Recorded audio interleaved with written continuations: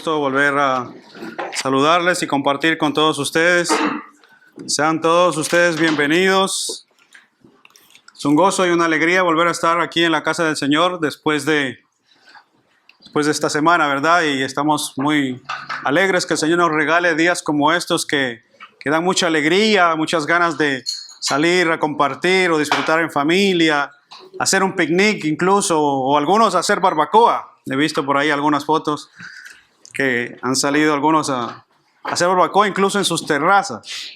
Y eso es bueno, que tengamos gozo, alegría de compartir en familia y disfrutar de lo que Dios nos ha dado, de la familia, que es muy importante. Amén. Como ustedes saben, hermanos, estamos en el mundo, ¿no? El mundo celebra Semana Santa, estamos en plena Semana Santa y normalmente o supuestamente según la celebración de la Semana Santa, hoy estamos en domingo de... Exactamente. Pero para nosotros los cristianos, todos los domingos son domingo de resurrección y por eso nos reunimos a glorificar y adorar el nombre de nuestro buen Dios, porque todos los domingos, no es que todos los domingos resucita el Señor, sino que celebramos nosotros todos los domingos, ciertamente que el Señor se levantó de entre los muertos en gloria. Recordamos ese momento, ¿verdad? Así que en la providencia de Dios hemos compartido el Evangelio de Mateo durante algún tiempo ya y estamos justamente en la recta final de ese hecho, en la recta final de la vida de nuestro Señor Jesucristo en la tierra. Estamos solo a unas horas en el pasaje que nos corresponde hoy, Mateo 27, versículo 1 al 14. Estamos solo a unas horas de que el Señor Jesucristo sea entregado y muerto. Así que les voy a pedir, si son tan amables, que abramos nuestras Biblias entonces en el Evangelio de Mateo, capítulo 27, versículos del 1 al 14. Y si ustedes son tan amables, nos ponemos de pie para que podamos leer la Escritura. Versículo 1 de Mateo 27 dice así: Venida la mañana, todos los principales sacerdotes y los ancianos del pueblo entraron en consejo contra Jesús para entregarle a muerte. Y le llevaron atado y le entregaron a Poncio Pilato, el gobernador. Entonces Judas, el que le había entregado, viendo que era condenado, devolvió arrepentido las 30 piezas de plata a los principales sacerdotes y a los ancianos, diciendo: Yo he pecado entregando sangre inocente. Mas ellos dijeron: ¿qué nos importa a nosotros? Allá tú. Y arrojando las piezas de plata en el templo, salió y fue y se ahorcó. Los principales sacerdotes, tomando las piezas de plata, dijeron: no es lícito echarlas en el tesoro de las ofrendas, porque es precio de sangre. Y después de consultar, compraron con ellas el campo del alfarero para sepultura de los extranjeros. Por lo cual, aquel campo se llama hasta el día de hoy campo de sangre. Así se cumplió lo dicho por el profeta Jeremías cuando dijo: y tomaron las 30 piezas de plata, precio del apreciado, según precio puesto por los hijos de Israel, y las dieron para el campo del alfarero, como me ordenó el Señor. Oremos, hermanos. Señor, venimos esta tarde delante de ti y todos inclinamos nuestros rostros, Señor, para reconocer tu grandeza, tu señorío, Señor. Para reconocerte, Señor, como nuestro buen Dios. Tú eres Dios eterno, soberano, Rey de reyes. Bendito sea tu nombre. Y nosotros nos reunimos hoy para adorarte. Nuestro corazón quiere este día adorarte, Señor. Y venimos delante de ti, Señor, primeramente para pedirte perdón por nuestros pecados, pedirte perdón por nuestras debilidades, pedirte perdón por nuestras limitaciones como hombres caídos, Señor. Y por eso, Señor, rogamos tu misericordia, tu clemencia, tu favor a favor nuestro, bendito Dios. Rogamos que nos perdones, Señor, porque ciertamente, Dios, hemos pecado contra ti. Por eso te pedimos, Señor, que nos perdones, que inclines tu oído y oigas hoy nuestro clamor, nuestra clemencia a ti, bendito Padre. Perdona nuestros pecados y nuestras ofensas, oh Señor. Los entregamos delante de ti. Confesamos nuestros pecados delante de ti, porque solo a ti y contra ti pecamos, bendito Dios. Te pedimos pues asimismo que nos bendigas a través de tu palabra, que hables a nuestros corazones, que llames al arrepentimiento, Señor, a aquel que todavía no ha venido a conocerte, Señor. Que puedan hoy abrir sus ojos y que puedas tú llamar a través de tu palabra y a través de tu Espíritu Santo al arrepentimiento a todos aquellos que escuchen hoy tu palabra, Señor. Te lo pedimos, glorifica a tu Hijo Jesucristo en medio nuestro, que tu palabra sea exaltada en medio nuestro, Señor, porque te lo pedimos en el nombre de Jesús. Amén. Amén. Pueden tomar asiento, mis hermanos.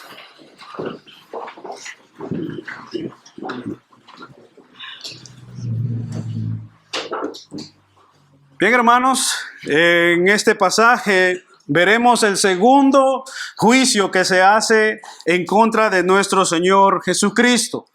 El primero lo vimos hace ya un par de semanas, ¿verdad? Acerca del juicio religioso, donde los fariseos llevaron a Jesús a comparecer ante ellos en el patio prácticamente y de manera clandestina. Y este es un juicio político porque es llevado a comparecer ante Poncio Pilato, quien era el gobernador de Judea de aquel entonces. Veremos también en este pasaje, hermanos, cómo una persona puede estar tan cerca de Jesús y al mismo tiempo estar tan lejos. Igualmente veremos cómo el realizar incluso algunos asuntos prácticos religiosos tampoco es seguridad de verdadera conversión. Y por último, aunque se reconozca que Jesús fue verdaderamente un hombre extraordinario y maravilloso, no implica ciertamente que hemos creído. Así que les propongo, hermanos, que a la luz de este pasaje, a la luz de este texto bíblico, nosotros hoy en esta tarde tomemos conciencia, nos examinemos a nosotros mismos y nos evaluemos a ver si verdaderamente hemos creído en el Señor y si verdaderamente hemos venido al arrepentimiento y a la fe que salva.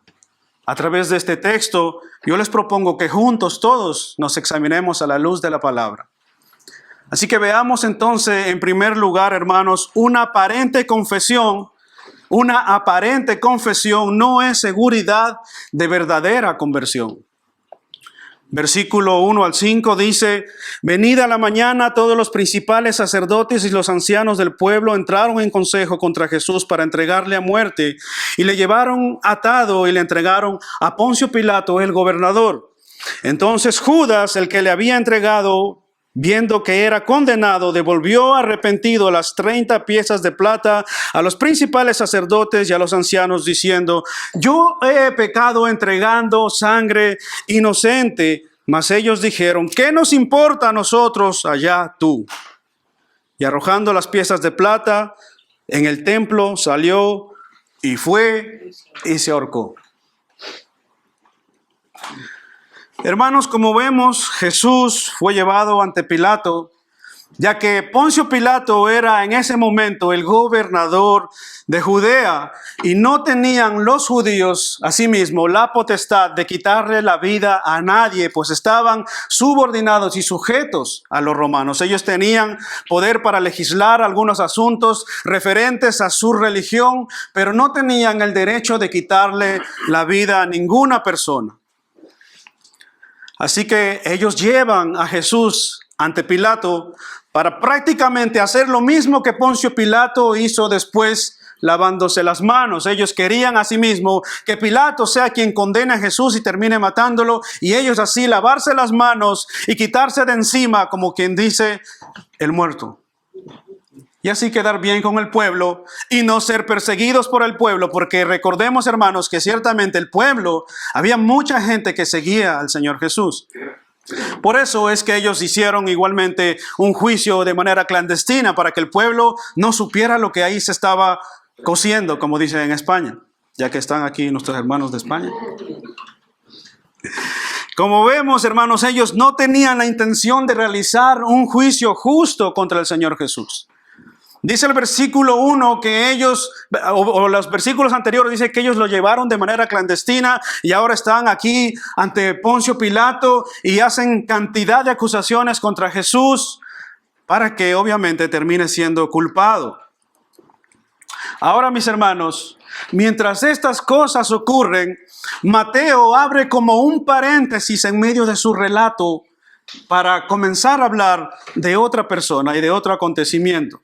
Y en este caso, Mateo abre este paréntesis para hablar acerca de lo que iba a pasar con Judas. Judas, hermanos, es parte de este complot. Y Mateo narra cómo este traidor comienza a desmoronarse. Mateo abre el paréntesis y comienza a mostrarnos cómo este traidor comienza a desmoronarse, comienza a desvanecerse. Vean lo que dice el versículo 3, miren en sus Biblias, dice: entonces Judas, el que le había entregado, viendo que era condenado, devolvió arrepentido las 30 piezas de plata a los principales sacerdotes y a los ancianos, diciendo: yo he pecado entregando sangre inocente. Este hombre comienza a desmoronarse. Cuando Judas vio que Jesús era condenado e iba a ser condenado y era ya algo serio y palpable y su veredicto era irrevocable, dice el texto que devolvió arrepentido las 30 piezas de plata que había él cobrado.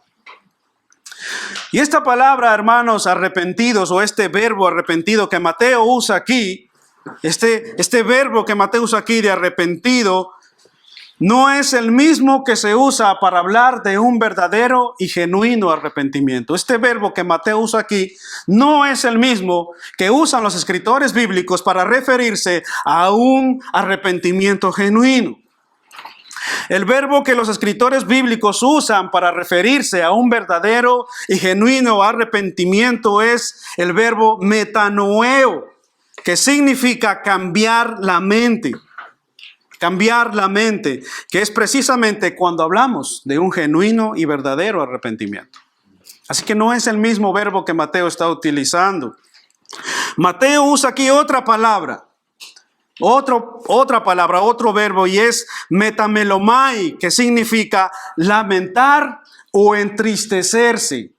Metamelomai, lamentar o entristecerse. Así que en ese sentido, Judas, hermanos, no se estaba arrepintiendo. Lo que estaba es lamentándose y entristeciéndose de lo que había hecho.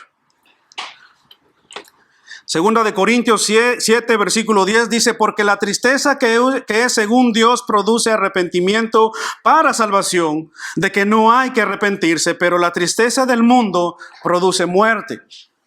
Y esto es prácticamente lo que Judas estaba sintiendo. Mateo utiliza una palabra para describir lo que Judas estaba experimentando, y es un simple lamento, una simple tristeza. Y lo vemos, o lo vamos a ver conforme avanzamos en este relato. Judas, hermanos, lamentó las consecuencias de su traición o de sus actos, pero no sintió verdadero arrepentimiento por su pecado. Él no se volvió a Dios, sino que prefirió tomar otro rumbo. Él prefirió tomar otro camino. No sé si en alguna ocasión a alguno de ustedes, pueda que no, yo no lo sé, no sé si alguna vez o en alguna ocasión le ha pasado algo como esto. No sé si alguna vez le ha pasado a usted que o experimenta de alguien que tal vez pecó contra usted, le hizo daño tal vez a usted, y esta persona llora, se lamenta, está triste, pero parece que sí, verdaderamente ya ahora sí, parece que sí, se arrepintió. Pero lamentablemente no, y continúa. No sé si alguna vez les ha pasado esto, o ustedes han experimentado incluso en sus propias personas algo así. Como que usted se lamenta por algo que hizo, usted hizo daño a alguien, hirió a alguien o cualquier cosa, y usted se lamentó y usted se entristeció, pero no se arrepintió. ¿Por qué? ¿Cómo nos damos cuenta que no se arrepintió? Porque vuelve a hacerlo. Porque vuelve a hacerlo. entonces no hay un genuino arrepentimiento. Lo que hay es una tristeza. ¿Por qué? Porque se causa daño. Porque hay algo que se ha afectado. Entonces uno se entristece por las acciones que uno toma y las decisiones que uno hace. Entonces uno termina triste por hacerle daño a su cónyuge o verle llorar a sus hijos o a su familia o a un amigo, a un hermano, a quien sea. Uno se entristece.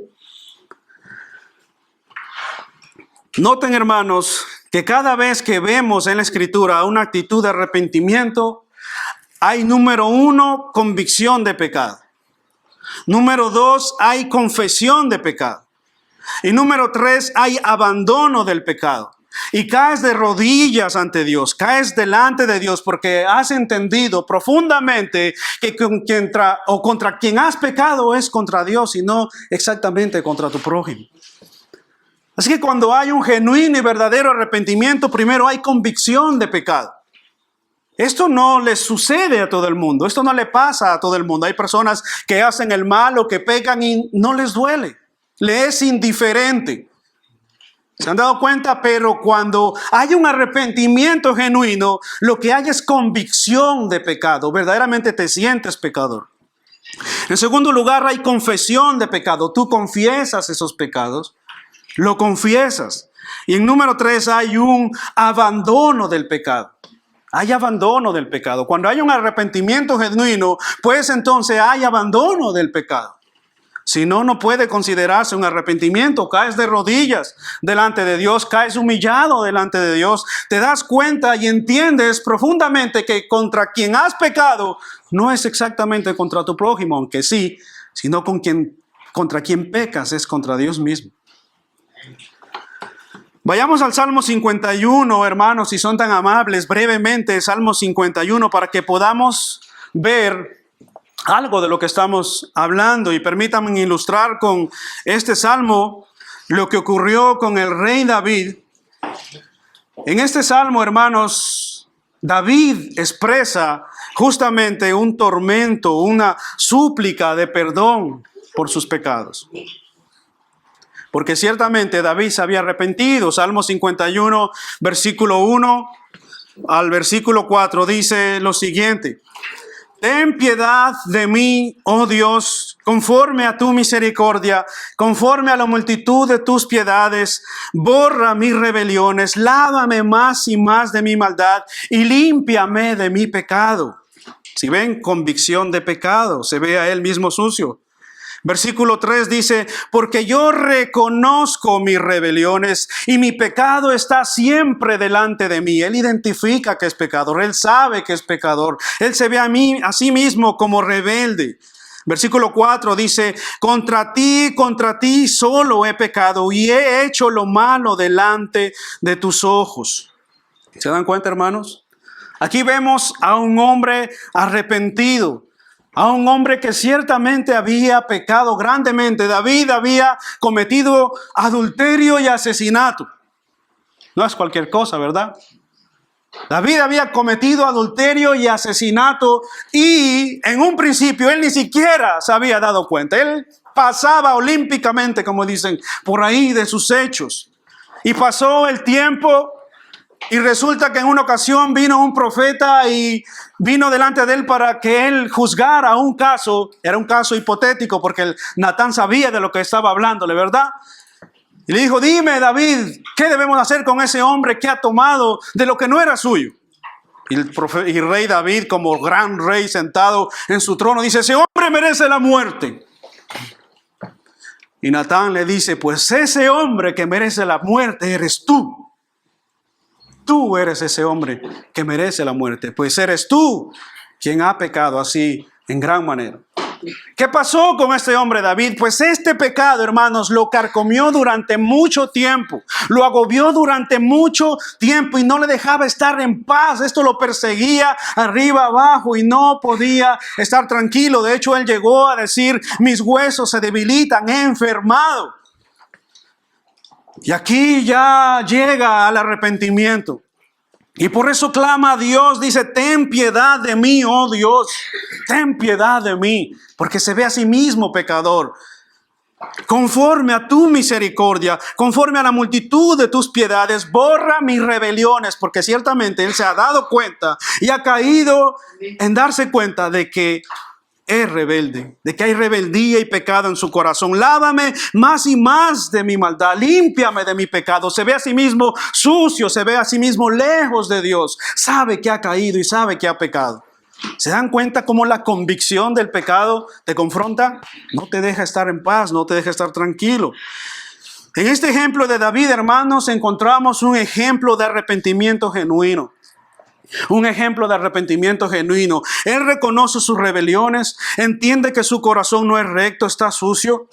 Y por eso en el versículo 3 reconoce su pecado, pecado en el cual tal vez en algún momento él se satisfació, él se complació. Ahora él ve a ese pecado y lo aborrece, lo detesta. Pecado en el cual él en algún momento se deleitó y cogió placer incluso en ese pecado. Ahora ve ese pecado como aborrecible, lo detesta por completo, porque le agobia, le carcome. Y no solamente le golpea su mente, sino que también le golpea su corazón y le golpea su conciencia. Es lo que hace el pecado. Con aquellos que son hijos de Dios es lo que hace el pecado. Si tú no eres hijo de Dios, es normal que tú vivas tu vida pecando y no sientas seguramente nada. Seguramente no sientes nada, pero aquellos que son hijos de Dios ciertamente saben lo que estoy hablando. Por eso expresa estas palabras de profundo arrepentimiento. Por eso no es eso lo que pasó con David, hermanos. No es lo mismo que ocurre con Judas. No es lo mismo. Judas no es capaz de ver a Dios, no es capaz de mirar a Cristo. Y algo tan impresionante es que Judas tenía tan cerca al Señor, pero no es capaz de verlo. Judas tenía tan cerca a Cristo y no era capaz de verlo. No sé si puede que te ha pasado eso en alguna ocasión o puede que te esté pasando. Tener tan cerca a Cristo y aún así no verlo. A pesar de haber visto muchas veces su misericordia, cómo emanaba de Él la clemencia, el perdón, la gracia. Jesucristo iba perdonando por ahí a donde iba. Él iba sanando y perdonando pecados a la gente. Y Judas había visto muchísimas veces eso, pero Judas, en el momento de su angustia, de su tristeza, de su lamento, él no busca a Cristo. Él toma otro rumbo, teniéndolo tan cerca, pero al mismo tiempo tan lejos, tan distante. ¿No te ha pasado, hermano, así que cuando hay pruebas, hay aflicciones o hay tentación, en vez de acudir a Dios, tomas el camino equivocado? ¿No te ha pasado que cuando estás enfrente de una tentación, de una prueba, en vez de buscar ayuda en Dios, fuerza en Dios, ánimo en Dios para abandonar tus pecados, corres al pecado? ¿No les ha pasado así? O cuando hay alguna prueba, alguna aflicción, ¿no les ha pasado que primero corremos a buscar consejo, ayuda, consuelo en un amigo o en una amiga a ver qué nos dice? A ver qué nos dicen los hombres y cómo pueden consolar nuestra vida y nuestros corazones. Pero déjame darte una mala noticia. Ningún hombre, ninguna mujer puede consolar y llenar jamás tu corazón, sino solo Dios. Solo en Él puede nuestro corazón ser lleno completamente y estar completamente complacido. Solo en Él. Ahora, hermanos, Él va donde los fariseos, que por cierto, por sus palabras, por las palabras de los fariseos, yo cuando leía este relato, no sé si a usted le ha pasado cuando usted lee la Biblia, si está leyendo este relato, usted llega aquí a este pasaje o algunos otros pasajes y usted escucha las palabras de Judas, pero luego ve la actitud de los fariseos y usted no sabe quién es peor, si Judas o los fariseos. ¿Quién es peor aquí? Él va donde los fariseos y les dice, versículo 3, yo he pecado, he entregado sangre inocente. Y el versículo 4 ellos dicen, ¿qué nos importa a nosotros? Allá tú. ¿Se imaginan eso, hermanos? Entonces por eso digo, no sé quién es peor aquí, si Judas o los fariseos. ¿Quién pensáis vosotros que es aquí peor, Judas o los fariseos? Y recuerden algo, hermanos, algo muy importante, que el objetivo de ellos como líderes religiosos, ¿cuál era? El de llevar al pueblo, acercarle al pueblo a Dios. Ellos estaban ahí para mostrarle al pueblo el camino a Dios, para que no se desviaran a adorar otros dioses ajenos, a hacer otras cosas que no debían hacer. Ellos estaban ahí para llevar al pueblo y decirle, vengan, aquí está Jehová, vengan, aquí está el Señor. Para eso estaban ellos. De tal manera que si una persona venía en el estado que vino Judas diciendo, oigan, yo he pecado, he cometido un acto vergonzoso, triste, vil, ¿qué puedo hacer? Ahí debían estar estos hombres para acogerlo, para consolarlo, para ayudarle, para guiarle al arrepentimiento genuino. Pero no, ¿qué es lo que dicen ellos? A nosotros, ¿qué nos importa cómo estás tú? A nosotros, ¿qué nos importa? O sea, allá tú, como dicen por allá, búscate la vida. Tú mismo, búscate la vida, a ver qué haces. Finalmente, hermanos, Judas no recibió ayuda de estos hombres. Versículo 5. Y llegamos al final de la vida de este hombre. Léanlo conmigo, versículo 5 dice, y arrojando las piezas de plata en el templo, salió y fue y se ahorcó. Aquí termina la triste vida de este hombre. Hermanos, la Biblia no nos dice acerca de su vida pasada, quién era, si tenía padre, madre, familia. No nos dice nada acerca de la vida de este hombre. Pero ciertamente termina solo y de una manera muy triste. Muy triste. Completamente solo. Solo. Y muchas veces es lo que hace el pecado. El pecado te aparta de todo el mundo, te aísla, para luego marchitarte y matarte. Eso es lo que hace el pecado. ¿Cómo es posible, hermanos, estar tan cerca de Cristo y no conocerlo? ¿Cómo es posible que Judas estaba tan cerca de Cristo y no llegó a conocerlo? Profesaba con su boca que él era un seguidor de Cristo, era un discípulo de Cristo, pero al final lo termina entregando y ahorcándose y muriendo. ¿Cómo es posible terminar así? ¿Hay alguien así hoy aquí? ¿Hay alguien hoy aquí que pueda venir hace años escuchando el Evangelio, viniendo a la iglesia y terminar tan lejos de Cristo o nunca conocerlo? Puede que incluso no te hayas persuadido porque tal vez justamente dices, bueno, yo voy a la iglesia, yo leo la Biblia de vez en cuando, canto incluso, me sé algunos himnos. Toco, yo incluso predico, incluso hago algunas prácticas religiosas, guardo el sábado, ayuno, doy diezmo, ofrenda.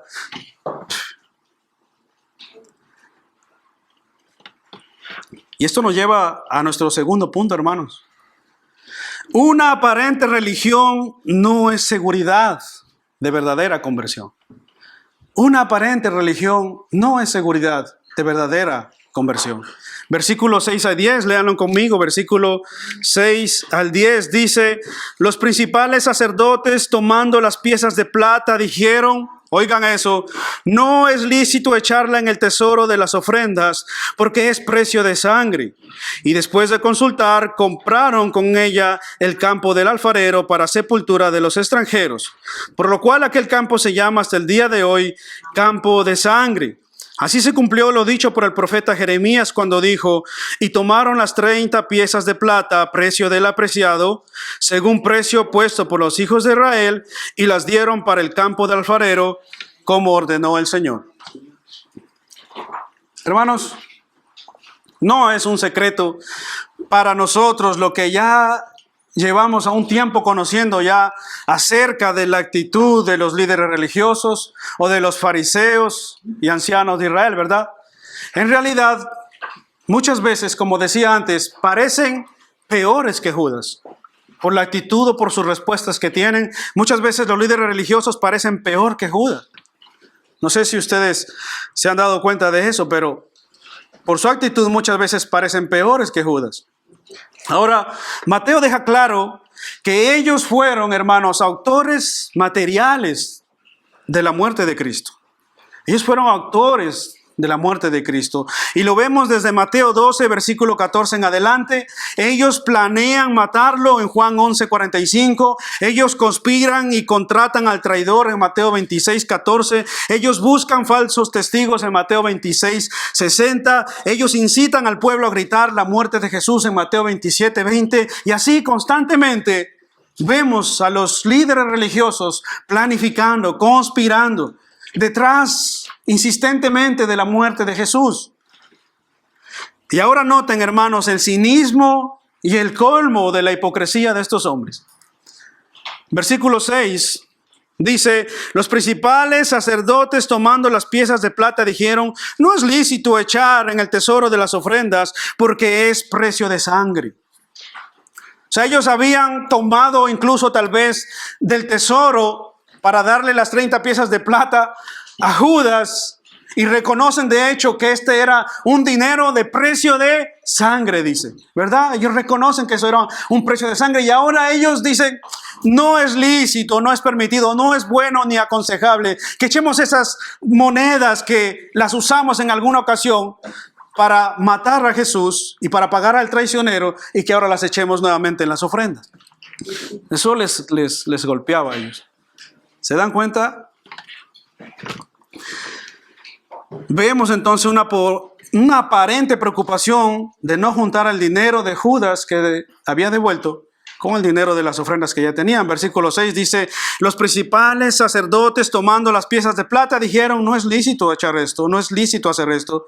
Y después de eso, después de consultar, compraron un campo para formar un cementerio, para enterrar a aquellos que pasaban, ya sea de peregrinaje, que venían a las fiestas y no tenían dónde ser enterrados, o que nadie reclamaba por ellos y morían ahí, los enterraban en ese campo. Ellos confiesan que era dinero para un asesinato, y ahora les preocupa que ese mismo dinero que Judas devolvió regrese a las ofrendas del templo. Bien había dicho Jesús antes, ¿verdad?, a los mismos fariseos: ustedes, fariseos, tragan el mosquito, cuelan el mosquito y se tragan el camello. Eso era lo que hacían los fariseos: colaban el mosquito y se tragaban el camello. Ahora bien, hermanos, con esto Mateo tiene un interés especial en relacionar justamente estos eventos con la persona de nuestro Señor Jesucristo. Y uno de los temas más importantes que nosotros vemos en el Evangelio de Mateo es precisamente eso: cómo las profecías del Antiguo Testamento conectan con la persona de Jesucristo, y cómo las profecías del Antiguo Testamento se cumplen en la persona de Jesucristo. ¿Y cuál era el objetivo de Mateo en todo su Evangelio? Mostrar a su audiencia, o a aquellos a quien había sido enviado esta carta o este evangelio, que Jesucristo era el Mesías prometido. Y estos pasajes así nos lo muestran. Así que por eso 16 veces usa la expresión en el evangelio de Mateo, del versículo 9, para que se cumpliese lo dicho por medio del profeta. 16 veces usa esta expresión Mateo: para que se cumpliese lo dicho por el profeta, para que se cumpliese lo dicho por el profeta, y así durante 16 veces, para mostrar que ciertamente Jesús era el Mesías prometido. Así que Mateo muestra una vez más que en Jesús se cumplen las Escrituras vez tras vez. No sé si esto a ustedes les da seguridad, les da contentamiento, les da gozo, pero esto era necesario para los judíos. Mateo debía ciertamente mostrar argumento tras argumento que Jesús ciertamente era el Mesías prometido. Para nosotros tal vez no es muy relevante. Para nosotros, a los que estamos desde este lado de la cruz, decimos: nosotros creemos por fe y no por vista. No hace falta que nos demuestren tanto. Pero para los judíos esto era muy importante. Como las genealogías, ¿recuerdan de Mateo 1? Hay un montón de nombres: este engendró a este, este engendró a este, este engendró a este. Para nosotros incluso leemos Mateo 1 y nos saltamos eso directo al capítulo 2, porque para nosotros no es relevante. Pero para un judío era muy, muy importante. Si Mateo quiere decir que Jesús es el Mesías, entonces tiene que demostrar que desciende de la línea de Abraham y de la línea de David. Si no, no es el Mesías prometido. Para ellos era muy importante. Para nosotros tal vez no es relevante, pero para ellos sí. ¿Se dan cuenta? Entonces Mateo usa argumento tras argumento en su evangelio para asegurarnos que Cristo es el Mesías, el Rey de Reyes. Y eso es importante. Así que, hermanos, noten ustedes, los pecados de Judas y de los fariseos afectaron a toda la nación. Los pecados de Judas y de los fariseos afectaron a toda la nación. Ustedes recuerdan lo que pasó 70 años después de la muerte del Señor Jesucristo, ¿verdad? Ustedes recuerdan lo que pasó con Israel. ¿Qué pasó con el pueblo de Israel? Por mano del general Tito entraron y devastaron y no quedó piedra sobre piedra, como dijo el Señor en Mateo capítulo 24, versículo 1 en adelante. Dijo, no quedará piedra sobre piedra de este lugar, y tal como el Señor dijo, así pasó. Hermanos, el pecado de Judas y el pecado de los fariseos no pasó desapercibido. Judas les había dicho, he pecado, y ellos respondieron, ¿qué nos importa? Ya tú. Oigan una cosa, hermanos. Cosa grave para una iglesia, así como fue para ellos, cosa grave para una iglesia es pensar que los pecados ajenos de nuestros hermanos no nos afectan. Cosa grave es pensar que los pecados de nuestros hermanos no nos afectan. Si alguien miembro de la iglesia vive y anda en pecado, tarde o temprano nos termina afectando a todos porque somos un solo cuerpo. Primera de Corintios capítulo 5 versículo 6 dice, un poco de levadura leuda toda la masa. Judas pecó, los fariseos pecaron, ¿y qué pasó? Israel fue desolada, el templo fue destruido. O sea, su pecado tuvo consecuencias. ¿Para quién? ¿Para ellos solamente? No, para toda la nación. Cuando Judas pecó, afectó a todos los discípulos. Cuando los fariseos pecaron en complot con Judas, afectó a toda la nación. De la misma manera, si nosotros en la iglesia decimos como Judas, yo soy discípulo de Cristo, y tengo de hecho como los fariseos algunas prácticas religiosas dentro de la iglesia, incluso tengo algún cargo, algún oficio dentro de la iglesia, y vivimos contrario a lo que profesamos, a lo que decimos, entonces no puede pasar desapercibido nuestra vida así por así. El Señor traerá consecuencias. Y eso nos afecta a todos, porque somos miembros del mismo cuerpo. ¿Se dan cuenta? Tarde o temprano nos terminará afectando. Por lo tanto, no es un asunto, como los fariseos dijeron, ¿a mí qué me importa? No es un asunto de a mí qué me importa. Sí, debe importarnos. Hermanos, por eso el Señor nos deja claro en su palabra el proceso de seguir, de cuidar justamente la iglesia, de prevalecer la iglesia, la sanidad de la iglesia, la salud de la iglesia, ¿verdad? Porque es un asunto que ciertamente nos afecta a todos y el Señor nos ha dejado en su palabra justamente cómo debemos actuar frente al pecado en la iglesia, cómo debemos llevar a cabo un proceso justamente de disciplina para restaurar a aquellos que han caído y se han arrepentido y desean integrarse nuevamente a la iglesia. ¿Se dan cuenta? Y al final vemos, hermanos, a los fariseos con toda su religiosidad, orgullosos de guardar la ley, pero empecinados en llevar a Cristo hasta la muerte, ¿verdad? Vemos a ellos muy orgullosos de la ley. De hecho, el hermano leía en la lectura bíblica congregacional Romanos 2, tú que te jactas de ser judío y te jactas de la ley y con conocimiento de la ley atercas contra la ley y pecas contra la ley, y tú que le dices a otro que no se ha de robar, hurtas y eres ladrón igual que el otro. Es lo mismo. ¿Se dan cuenta, hermanos? Entonces los fariseos, ellos orgullosos de guardar la ley, pero al mismo tiempo planificando matar a Jesús. Una contradicción. ¿Se dan cuenta, hermanos? Por eso decimos que una aparente religión no es seguridad de verdadera conversión. Y esto nos lleva de la mano a nuestro tercer y último punto. Ni la confesión, ni la aparente religión, ni la admiración aseguran la conversión. Esto es impresionante. Y lo vamos a ver. Aquí está Judas, los fariseos y tenemos a Poncio Pilato. Así que ni la confesión como Judas, que confesaba ser discípulo, ni la aparente religión de los fariseos, ni la admiración de Poncio Pilato, porque dice el texto que él quedó maravillado de Jesús, ni eso aseguran la conversión. ¿Qué es lo que asegura la conversión entonces? Poncio Pilato fue el sexto de los procuradores romanos que servían en Judea. Los judíos lo detestaban porque hizo cosas que violaban directamente la ley judía. Los judíos lo detestaban y él a ellos también.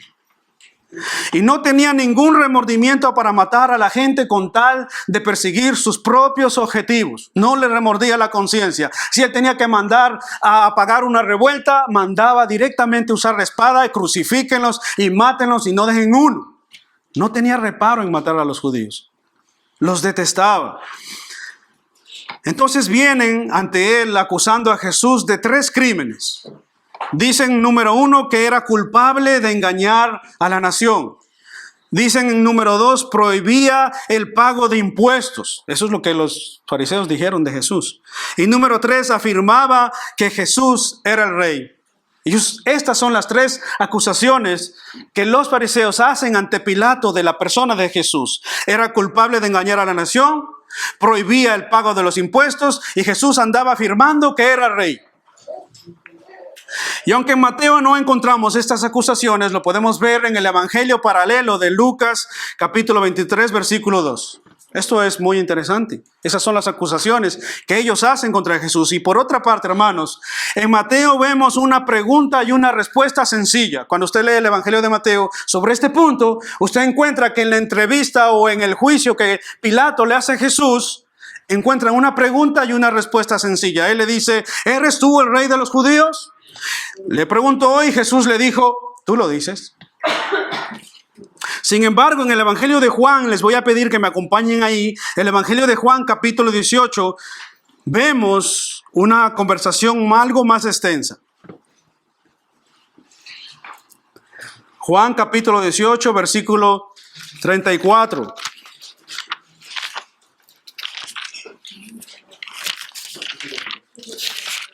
Juan 18, versículo 34.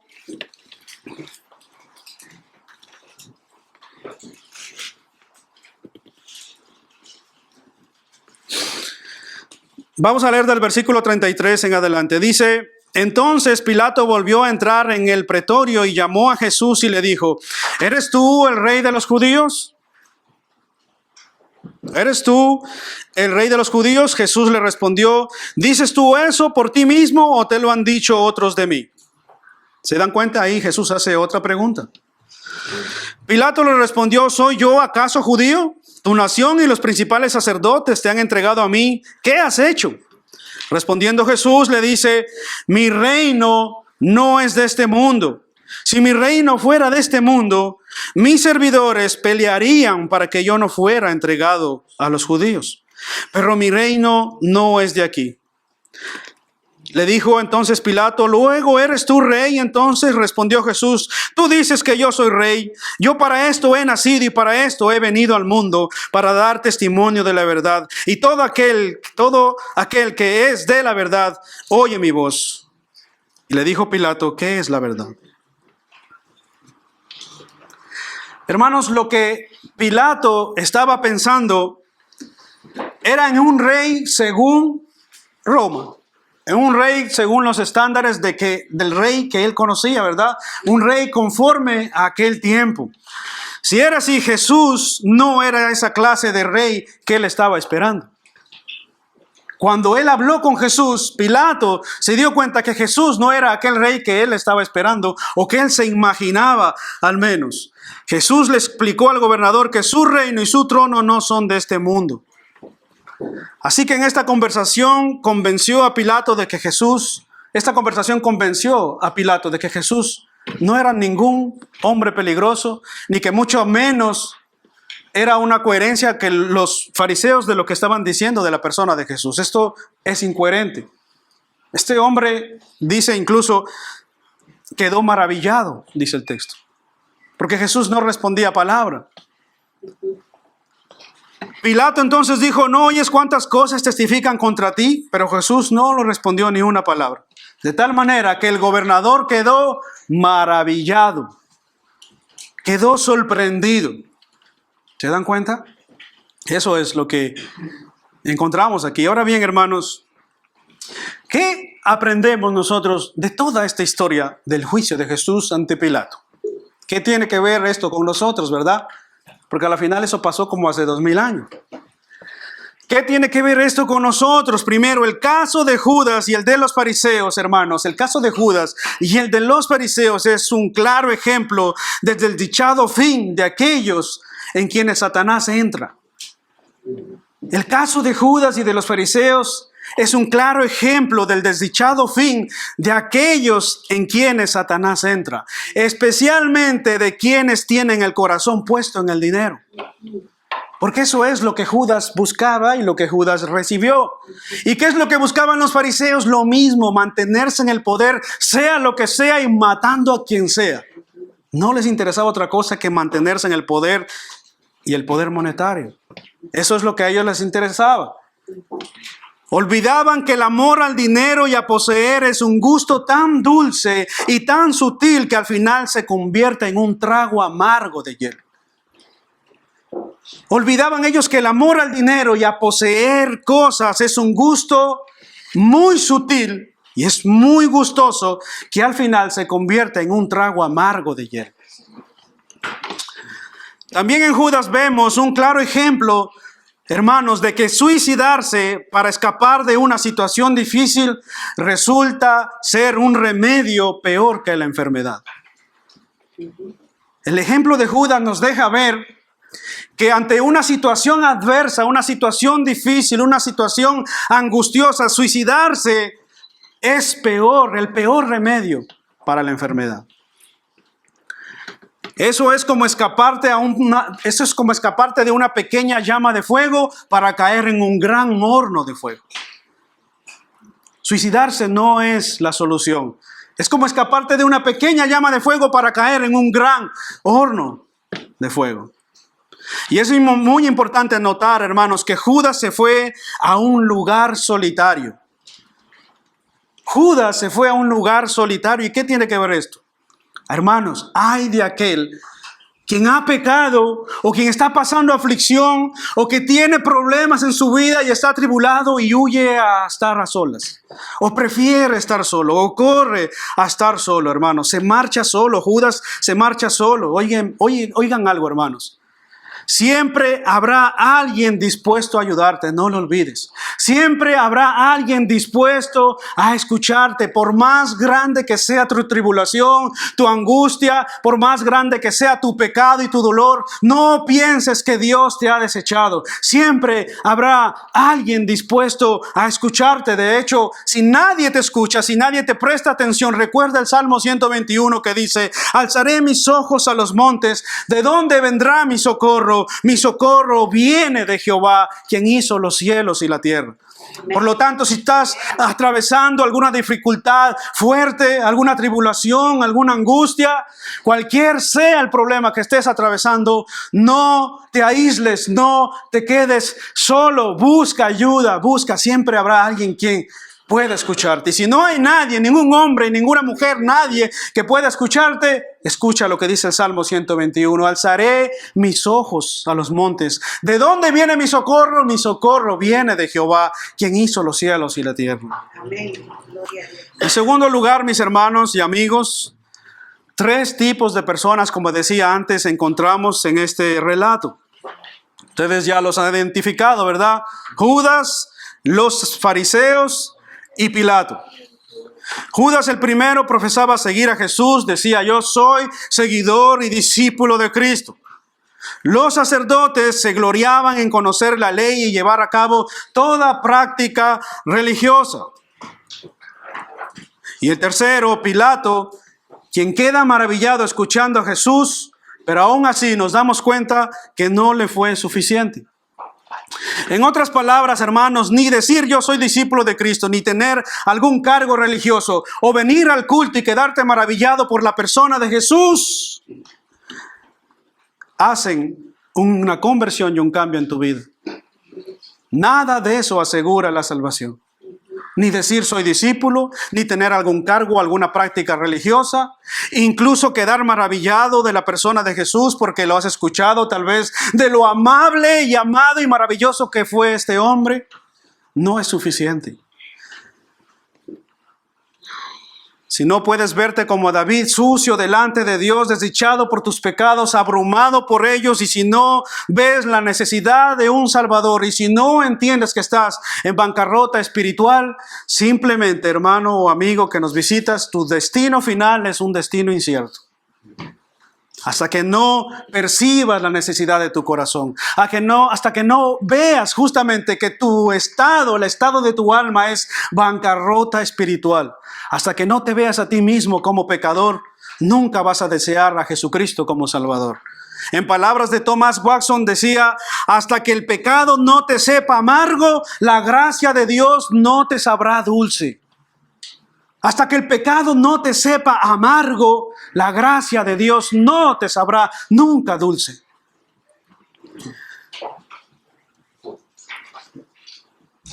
Y aunque hay 3 tipos de personas en la historia, hermanos, no olviden que aquí había un cuarto. Aquí había una cuarta persona que es mucho más importante que todos estos 3. Pues es aquel a quien traían a juzgar, es aquel a quien traían golpeado, es aquel a quien lo llevaban como un vil ladrón. Y es precisamente él, hermanos, Jesús, quien dijo, mi reino no es de este mundo, mi reino es el reino de los cielos, y todo aquel que oye mi voz me sigue. Mi reino no es de este mundo. Mi reino es el reino de los cielos, y todo aquel que oye hoy mi voz me sigue. Y todo aquel que en mí cree tiene vida eterna, y todo aquel que oye mi voz y viene a mí, yo no le echo fuera. Por tanto, te animo hoy no solo a decir quiero ser seguidor de Jesús, o no solo a tener una práctica religiosa, de hecho te llamo a arrepentirte de eso, o no solo a quedar maravillado de la persona de Jesús, sino más bien a venir a Cristo en arrepentimiento y fe genuinos. Arrepentimiento genuino es lo que nosotros necesitamos todos los días de nuestra vida. Permítanme, para terminar, hermanos, leerles una oración de un hombre que oraba de esta manera, que se vio a sí mismo necesitado de arrepentimiento, que se vio a sí mismo como un pecador necesitado de este bendito Salvador. Y dice lo siguiente: oh Dios de toda gracia, has imputado mis pecados a un sustituto y has imputado su justicia a mi alma, vistiéndome con trajes de boda, cubriéndome con joyas de santidad. Pero en mi caminar cristiano todavía me encubro de harapos. Mis mejores oraciones están manchadas de pecado. Mis lágrimas de penitencia son tan impuras. Mis confesiones agravan mis pecados. Mi recepción del Espíritu está teñida de egoísmo. Necesito arrepentirme de mi arrepentimiento. Necesito lavar mis lágrimas. No tengo ropas limpias para cubrir mis pecados, ni hilos para tejer mi propia justicia. Siempre estoy cubierto de ropas sucias, y por tu gracia siempre recibo el cambio de mis vestidos, porque solo tu justicia me hace limpio. Siempre me marcho al país ajeno y siempre vuelvo a casa como el hijo pródigo, siempre diciendo, oh Dios, oh Padre, perdóname, y tú siempre sacas el mejor vestido para mí. Déjame usarlo todas las mañanas y regresar cada noche en él, salir a trabajar y casarme en él, ser herido de muerte en él, comparecer ante el gran trono blanco en él, con las vestiduras blancas que tú todos los días me ofreces, y entrar en el cielo en él, brillando como el sol. Concédeme el no perder de vista nunca la maldad de mi pecado, tu gran justicia en mi salvación, la gran gloria de Cristo en la cruz, la gloriosa belleza de la santidad y las maravillas de tu bendita gracia, porque solo tú puedes salvar como nadie. Solo Cristo puede salvar como nadie. Y solo Cristo puede revestirnos de las vestiduras blancas para las que Él nos ha llamado hoy día a recibir, para que un día nos presentemos ante el gran trono blanco, ante su presencia. Y te pregunto, hermano, mi amigo, ¿estás vestido con las vestiduras blancas para presentarte ante el gran trono blanco? Ciertamente un día serás convocado y un día serás llamado. ¿Cómo están tus vestiduras? En la Inglaterra antigua había un hombre muy apuesto. un hombre muy galán que se dedicaba a visitar las casas de los ricos. Y en una ocasión había escuchado él que el gran predicador Juan Wesley andaba por ahí cerca predicando. Juan Wesley predicaba al aire libre, y este hombre, que era un hombre muy elocuente y muy galán, se había dispuesto entre sus amigos ricos poner en evidencia a Juan Wesley y tacharlo de un simple charlatán. Así que en una ocasión este hombre se enteró que Juan Wesley estaba en un lugar cerca de él predicando, y convocó a todos sus amigos y les dijo: este día voy a poner en evidencia a este charlatán. Y ese hombre se acercó a una reunión donde Juan Wesley estaba predicando, y dice que cuando Juan Wesley terminó su sermón, este hombre se puso de pie y dijo con su voz elocuente y de un hombre muy galán inglés, dijo: ¿qué hace aquí toda esta gente escuchando a este charlatán y perdiendo su tiempo? En medio de ellos se levantó una señora muy ancianita ya, se levantó y le dijo: permítame, oh Señor, responderle a su pregunta. De la misma manera en que usted se preocupa por su aspecto físico exterior, de la misma manera nosotros nos preocupamos por el aspecto interior y la salud de nuestra alma todos los días, y con el mismo empeño. Así como usted se preocupa solo de su aspecto exterior, que tarde o temprano será echado en el olvido y no quedará nada de usted, así nosotros nos preocupamos por el aspecto interior y la salud de nuestra alma. Por lo tanto, hermanos, os hago una pregunta. Dime, por favor, ¿cómo está tu alma? ¿Cómo está tu alma?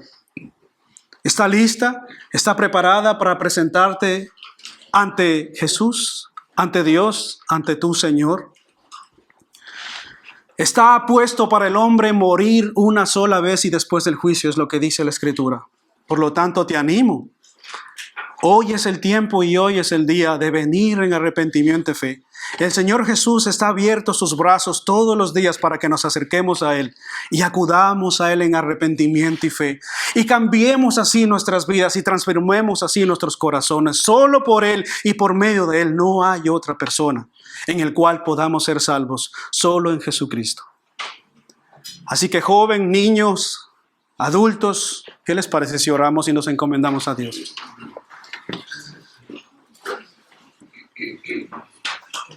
Oremos, hermanos. Oh, bendito Señor y Dios, te damos gracias, Padre eterno.